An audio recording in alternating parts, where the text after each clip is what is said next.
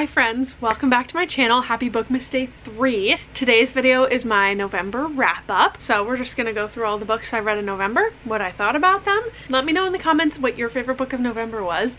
And without further ado, let's get into the video.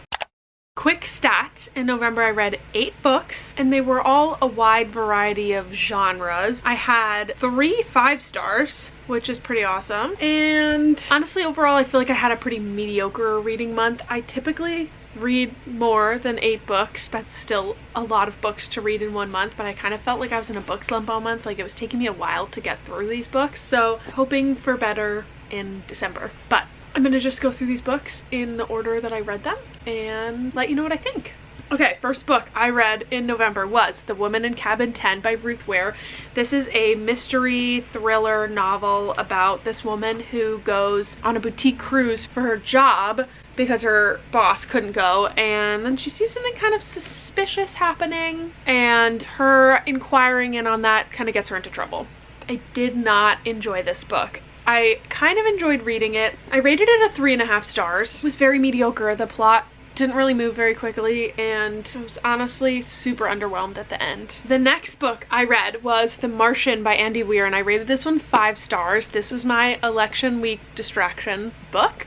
It was tense enough to keep me from election day anxiety and to boost my spirits a little bit post-election day. This is a book about a man named Mark who gets trapped on Mars, and he's trying to survive, and he's so funny. He's one of my favorite characters of the whole year, I think. He just had such a good attitude throughout the whole experience, and he was so likable, and you really wanted to see him make it out alive. So I loved this book. It was really, really good, and I would definitely recommend it.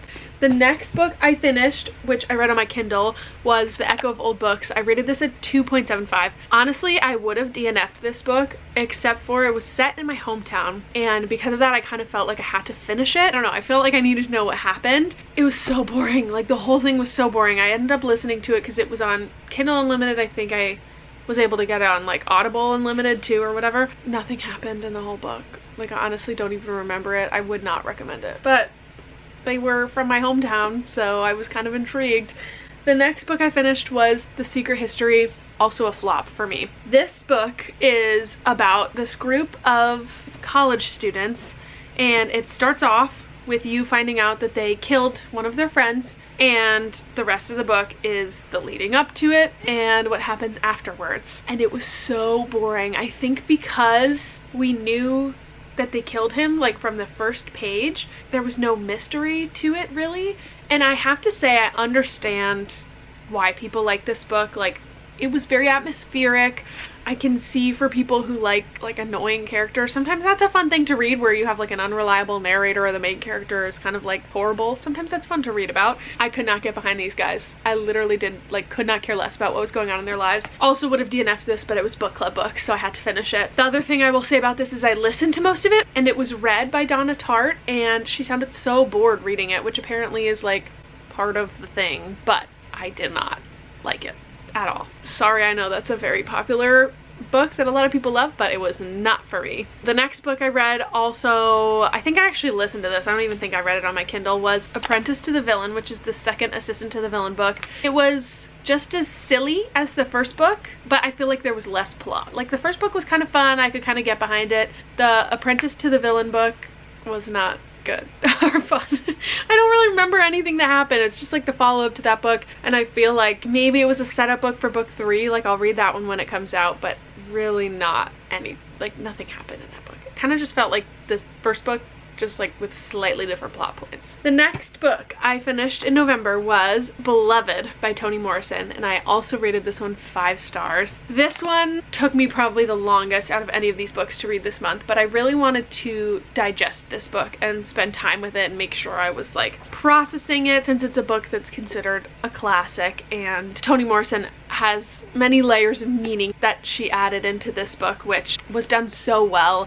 It's about a woman who escapes slavery and does something morally questionable, we'll say, to protect her children.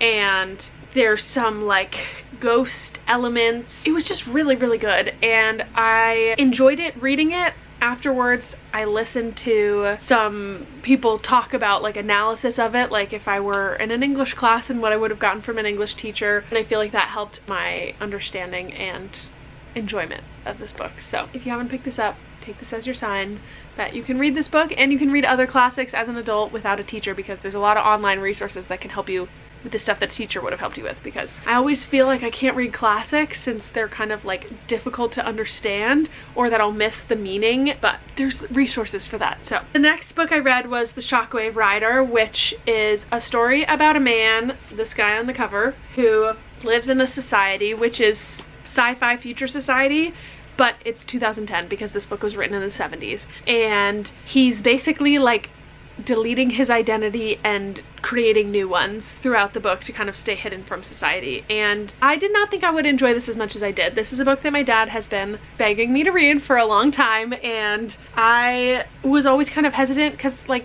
look at the cover and like the text on the inside. I was just feeling kind of like snobby about it, but it was very poignant to what is going on in the world right now. And it's crazy how much stuff was talked about in this book that was like sort of predicting what is going on in modern society. There were a lot of like one-liners in this book that were digs on modern society for sure. Anyway, I ended up reading this at 4 stars. If you're kind of into sci-fi, I would recommend reading this book. I feel like now is a great time to pick this book up. And the last book that I read in November is The Book of Form and Emptiness by Ruth Ozeki, which I also rated 5 stars.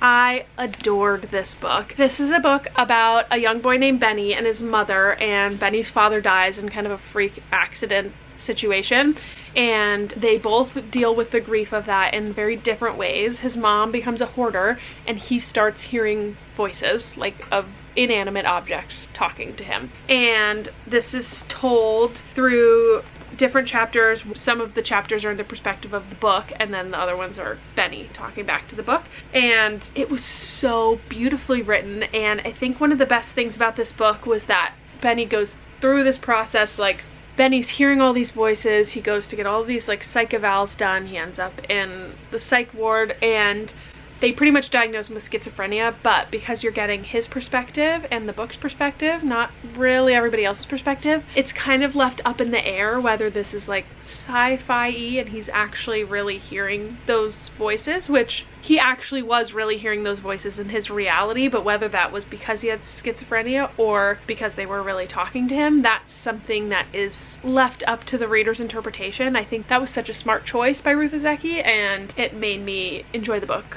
more. And both the characters were just so complex and dealing with this really heavy thing that happened. This very important person in their life just suddenly passed away, and it was interesting to watch them process grief and grow apart from each other and come back together, and I just loved it so much. She's such a talented author, and this was also a book about books, and I love books about books. Those are all the books I read in November. It wasn't my best reading month of the year, but I still got 5 stars, so I think that's a win. I feel like I read some really good books, and some of these books are books I've been putting off reading for a while, so I'm glad I finally got to them. If you made it all the way to the end of this video, thank you for watching. Thank you for following along BOOKMAS. We've still got a few more weeks to go. Hope you've been enjoying the videos so far. Make sure you subscribe so you don't miss any more BOOKMAS videos from me this month. I'm posting every other day until Christmas, and I'll see you guys next time. Bye, friends.